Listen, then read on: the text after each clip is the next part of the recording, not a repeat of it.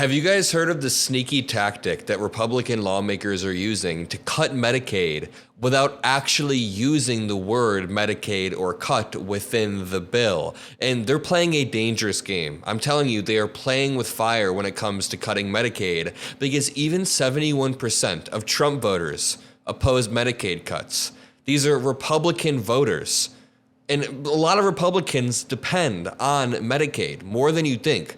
Listen to Steve Bannon himself saying it. But until we see the math, and I mean hundreds of billions of dollars of cuts, hundreds of billions of dollars of cuts, and stop whining about entitlements, get into that discretionary spending, get into the Pentagon, get into Medicaid. Medicaid, you got to be careful because a lot of MAGAs on Medicaid. I'm telling you, if you don't think so, you are dead wrong. Medicaid's going to be a complicated one. Just can't take a MeidasTouch to it, although I would love to. All right, the entire point here is that Republicans are using a very sneaky tactic, and I want you to stick around so you're aware of what they're trying to do to ultimately cut Medicaid. Make sure you drop a like. Make sure you subscribe. We are so close to 1 million, and I keep getting comments like, hey, Adam, I thought I was subscribed, but it turns out I wasn't this whole time. So make sure you scroll down and subscribe, and I just want to show you, first of all, the map of Medicaid recipients, but also how the math just doesn't add up. The math with what Trump and the Republican lawmakers are trying to do does not add up, meaning we would have to cut Medicaid. Let me explain it all. First, let's just make sure we're aware of this map of Medicaid and CHIP, which is the Children's Health Insurance Program. There are recipients in many different types of states. We've got Louisiana down here, a red state. We've got New Mexico.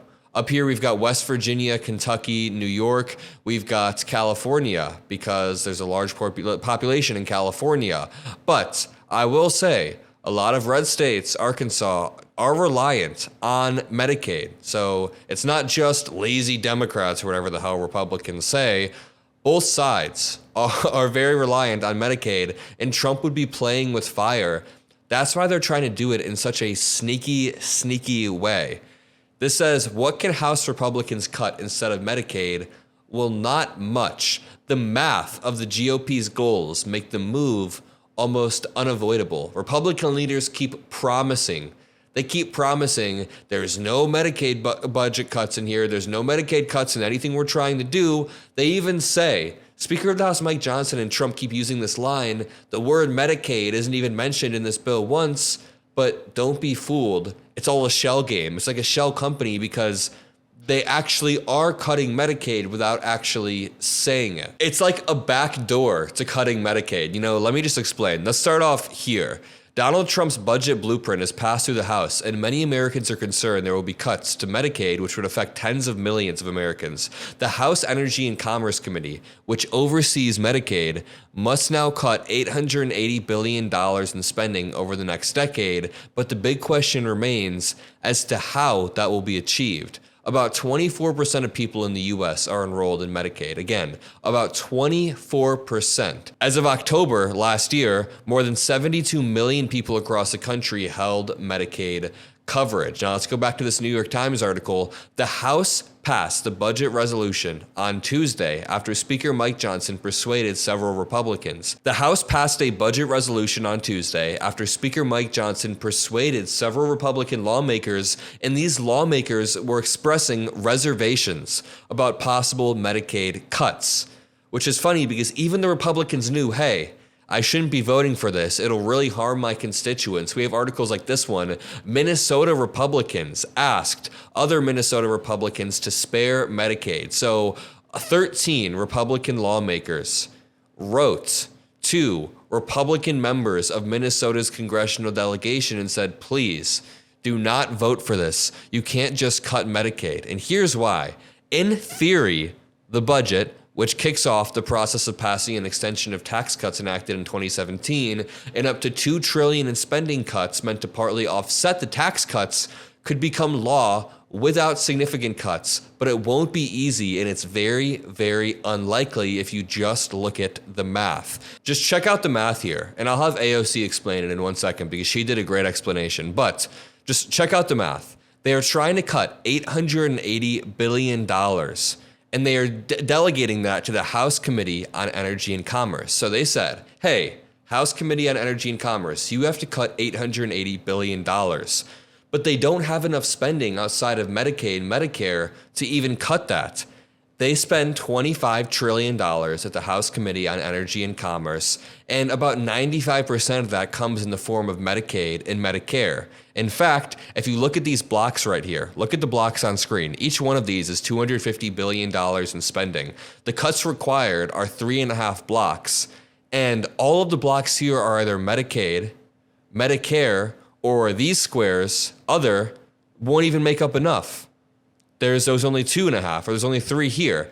Let's watch AOC explaining this very, very quickly.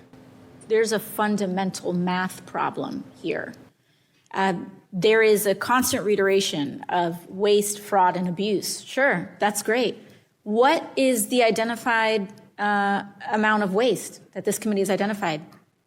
Because what the order that's been sent down here is find $880 billion, not there is $880 billion of waste, fraud, and abuse. It's fined $880 billion. And so we have not heard a single concrete number of the amount of waste that's been identified. We have not heard a single concrete number on the amount of abuse that's been identified. And there's just kind of this vague magic wand around waste, to my colleague from California's point.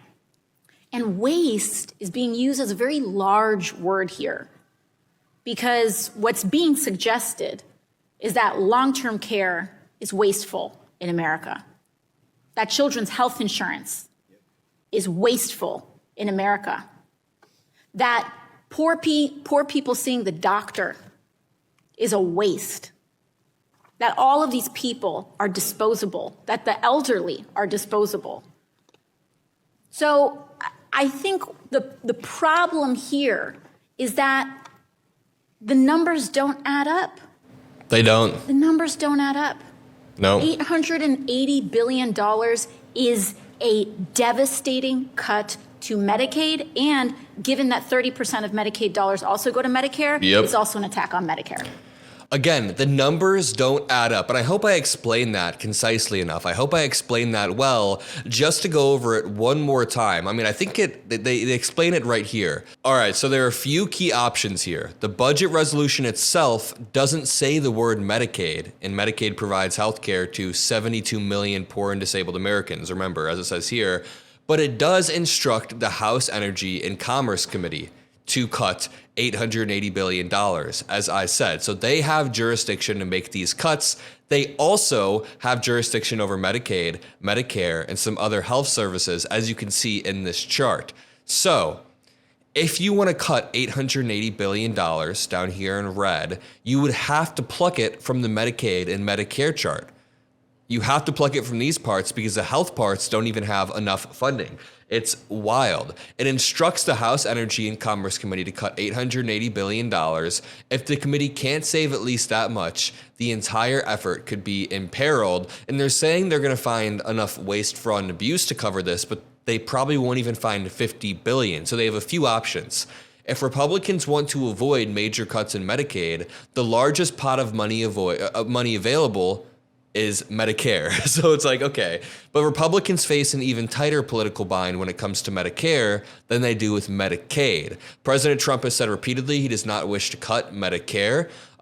So option number 2, cut everything else the committee oversees. So even if you don't want to cut Medicaid or Medicare, which are the 2 biggest pots, you could cut other health services, and that just ends up being, child health care, essentially. It ends up being the Children's Health Insurance Program, which is almost even more evil, and then you still end up being a little bit short. You still end up being short and having to cut Medicaid or Medicare. Option number 3, consider options that aren't exactly cuts, even if they don't add up to $880 billion. There are some creative options like overturning regulations that require car makers to raise fuel efficiency standards. I mean, I think they're going for the Medicaid cuts right here. especially because a few lawmakers were very worried and had to be coerced into voting for it. It seems pretty likely. Tro Clinton tweeted out, Republicans just voted to cut Medicaid and to give huge tax cuts to millionaires and billionaires. But thank God those two trans athletes can't play softball. Yeah, thank God egg prices are lower. Oh wait, never mind. Thank God the war in Ukraine was ended in 24 hours. Oh wait, no, it's not. It's just tax cuts for rich people. And that's made up, the cost of that is made up by cutting Medicaid and Medicare. Let me know in the comment section if you understand the math that I'm trying to lay out here. I feel like I didn't articulate it concisely, but basically, if you're gonna try to cut $880 billion, you gotta be pulling from Medicaid and Medicare due to the way the math works out. But either way, y'all, we are so close to 1 million. If you've made it this far, scroll down a little bit and make sure you're subscribed to my channel because we're this close to 1 million. And you could help make that happen by sharing this video around. But either way, have a great rest of your day, and I'll see you in the next one. Peace out.